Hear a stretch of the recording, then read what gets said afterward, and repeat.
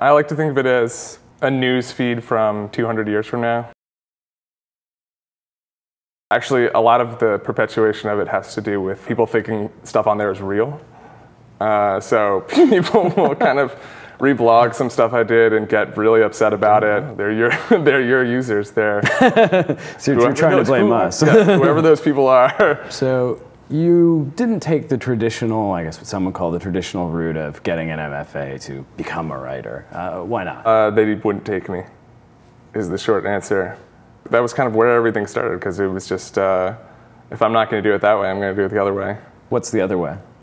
The other way was to start submitting stuff anywhere that I thought might publish it.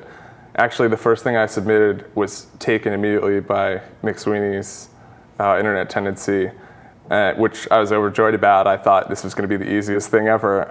They then proceeded to reject the next 40 or 50 things I sent them. The novel is called Ivyland, and can you give us just the basic premise of it? It's a very dystopian book.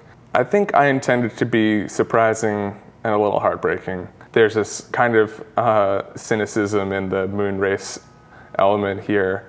Obviously, it's kind of a nostalgia trip, and so much of what is wrong with America, if I may be so blunt, is a okay. I can denigrate America here. Okay, is that there is this fetish for the past and America's past glory, and a lot of the book is very much about how that's faded, and people respond to that in a very ugly way by saying that years ago we were way different, and I don't think that's the case. I think there's always been good and evil, and they've always been roughly equivalent in American life.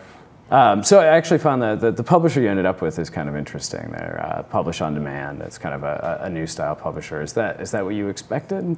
In many ways, I think this has been a lot better. I love absolutely everything about the publisher I'm at, from the aesthetic of it to the vision to the philosophy.